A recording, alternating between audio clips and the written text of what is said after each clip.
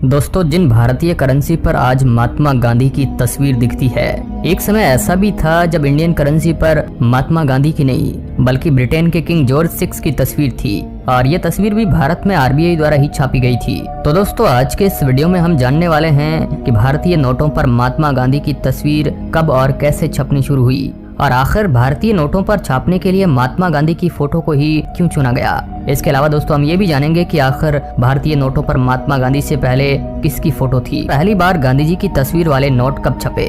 दोस्तों, भारत देश की आजादी में गांधी जी ने अहिंसा का रास्ता अपनाकर अंग्रेजों से लड़ाई लड़ी थी। वैसे तो उस समय बहुत से फ्रीडम फाइटर रहे हैं जिन्होंने भारत की आजादी में एक अहम रोल निभाया। वो देश के लिए मर मिट गए थे। महात्मा गांधी एक ऐसे भारतीय थे जिन्होंने भारत के लाखों लोगों को एक साथ जोड़ा और दुनिया को भारत की ताकत का एहसास कराया, जिनसे अंग्रेज दबाव में आ गए थे।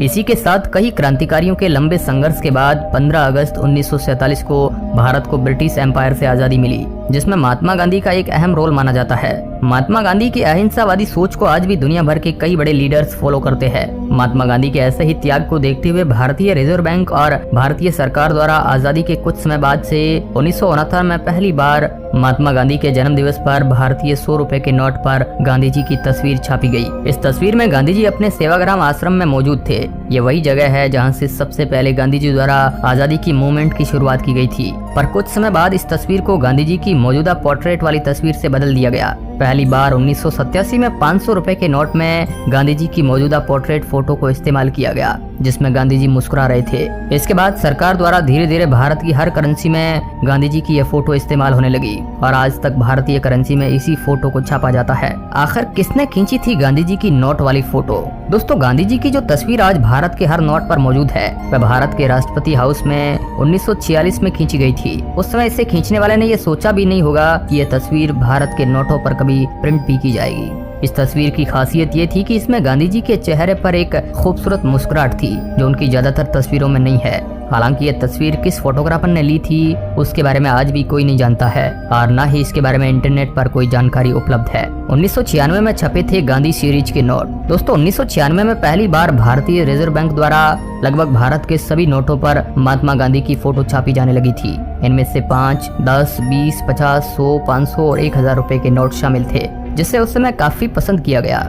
इसके अलावा इस दौरान आरबीआई ने इन नोटों में कुछ एडिशनल फीचर्स को भी ऐड किया। इन फीचर्स में बदला हुआ वाटरमार्क, इमेज, विंडोड सिक्योरिटी और हैंडीकैप्ड व्यक्तियों के लिए इंटालियो फीचर भी शामिल थे, जिससे भारतीय करेंसी की प्राइवेसी ज्यादा मजबूत हुई और भारतीय करेंसी को कॉपी करना बहुत ज्यादा मुश्किल हो गया। साल 1996 में महात्मा गांधी के फोटो को वाटरमार्क के रूप में इस्तेमाल किया जाता था। इस दौरान अशोक स्तंभ की फोटो जो आजादी के बाद से नोटों पर छपनी शुरू हुई थी, उसे नोट के बाईं तरफ निचले हिस्से में छापना शुरू किया, जिसके बाद समय समय पर भारतीय करेंसी में कई चेंज आए, पर कभी भी महात्मा गांधी की फोटो को करेंसी से नहीं हटाया गया। अब सवाल ये उठता है कि आखिर गांधी जी की तस्वीर ही नोटों पर क्यों छापी जाती है। दोस्तों, ये बहुत से लोगों का सवाल है कि आखिर गांधी जी की तस्वीर को ही भारतीय करेंसी पर छापने के लिए क्यों चुना गया। साल 1996 में जब सभी भारतीय नोटों पर महात्मा गांधी के फोटो को छापना शुरू किया गया, तो इस दौरान कई लोगों ने इसका विरोध भी किया, जिनका कहना था कि भारतीय करेंसी पर दूसरे बड़े स्वतंत्रता सेनानियों की तस्वीर होनी चाहिए, जिन्होंने आजादी के लिए अपनी जान दे दी। पर फिर भी उस समय ज्यादातर लोग भारतीय नोटों पर महात्मा गांधी की फोटो के सपोर्ट में थे और भारतीय सरकार भी महात्मा गांधी की फोटो ही भारतीय करेंसी पर चाहती थी, जिसका सबसे बड़ा कारण ये था कि महात्मा गांधी को दुनिया भर में भारत के राष्ट्रपति के रूप में जाना जाता है। उस समय गांधी जी की पॉपुलरिटी पूरी दुनिया में किसी और भारतीय स्वतंत्रता सेनानी से ज्यादा थी, जिनकी इमेज दुनिया भर में एक शांत स्वभाव पर एक पावरफुल देशभक्त की थी। इसके अलावा ज्यादातर भारतीय भी गांधी जी को ही भारतीय करेंसी पर देखना चाहते थे, इसलिए उनके नाम पर फैसला लिया गया। History of Indian currency. अब दोस्तों, भारतीय करेंसी का आखिर इतिहास क्या है? एक समय ऐसा भी था जब भारत के अलग अलग राज्यों में उनकी अपनी अलग अलग करेंसी चलती थी। एग्जाम्पल के लिए 1510 में गोवा पर पुर्तगालियों का कब्जा था, जो गोवा में अपनी एक अलग करेंसी चलाया करते थे। इस करेंसी का नाम पुर्तगाल इंडिया रखा गया था। गोवा के नोटों पर पुर्तगाल के राजा की तस्वीर हुआ करती थी, जिनका नाम था किंग जॉर्ज द्वितीय। इसके अलावा 1917 में हैदराबाद के निजाम भी अपने खुद के फोटो वाली करेंसी को छपवाते थे, जिसके परमिशन उन्होंने उस समय की भारतीय ब्रिटिश सरकार से ली थी। दोस्तों भारत की आजादी से पहले एक लंबे समय तक भारतीय रिजर्व बैंक द्वारा भारतीय नोटों पर ब्रिटेन के किंग जॉर्ज की तस्वीर छापी जाती थी। भारतीय रिजर्व बैंक आरबीआई ने 1938 में पहली बार 5 रुपए का नोट जारी किया था, जिस पर जॉर्ज 6 की फोटो छपी हुई थी। इसके बाद फरवरी 1938 में 10 रुपए का नोट, मार्च 1938 में 100 रुपए और 1000 के नोट और जून में 10,000 के नोट जारी किए गए थे। पर भारत की आजादी के बाद इस पर बहस शुरू हुई कि अब भारतीय नोटों पर किसकी तस्वीर छापी जाएगी, जिसके बाद 1949 में करंट गवर्नमेंट ने अशोक स्तंभ के साथ नई डिजाइन वाला 1 रुपए का नोट छापना शुरू किया। दोस्तों इस समय तक भारत में 10,000 का नोट भी चलता था, पर 1954 में 10,000 के इस नोट को डिमोनेटाइज कर दिया गया, यानी बंद कर दिया गया। 1980 में नोटों के नई डिजाइन बनाए गए, जिनमें अशोक स्तंभ के डिजाइन को बदला गया था, जिसके बाद 1996 में भारतीय नोटों में और बदलाव किए गए और महात्मा गांधी की तस्वीर को भी सभी फोटो में जोड़ा गया।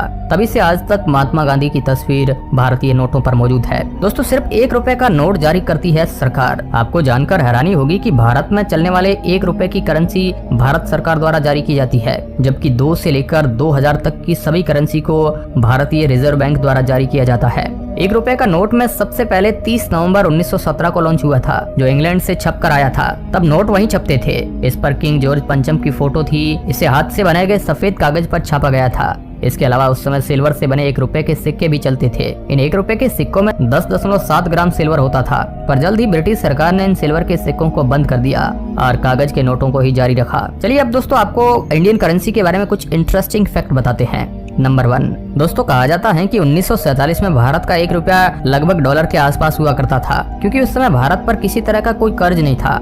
नंबर 2, एक समय था जब भारत में 10,000 का नोट भी चला करता था। ये बात 1938 की है, जब भारत पर ब्रिटिश राज का कब्जा था। उस समय भारत में 10,000 का नोट आरबीआई द्वारा छापा गया था, जो 1938 से 1954 तक चलता रहा, जिसके बाद भारतीय सरकार द्वारा इसे बंद कर दिया गया। ये भारत के इतिहास का सबसे बड़ा नोट रहा है। नंबर 3, अक्टूबर 1987 में भारतीय रिजर्व बैंक ने 500 रुपए का नोट जारी किया, जिसमें महात्मा गांधी का स्माइलिंग पोर्ट्रेट शामिल किया गया। इसमें लॉयन कैपिटल और अशोक स्तंभ पर वाटरमार्क था। नंबर 4, आरबीआई ने 9 अक्टूबर साल 2000 को नई सीरीज में 1000 रुपए का नोट महात्मा गांधी की तस्वीरों के साथ जारी किया। इसी तरह 18 नवंबर साल 2000 को 500 रुपए के नए कलर के नोट भी महात्मा गांधी की तस्वीर के साथ जारी किए। नंबर 5, महात्मा गांधी की तस्वीर सबसे पहले 1 रुपए, 2 रुपए, 5 रुपए, 10 रुपए और 100 रुपए के नोट पर छपी।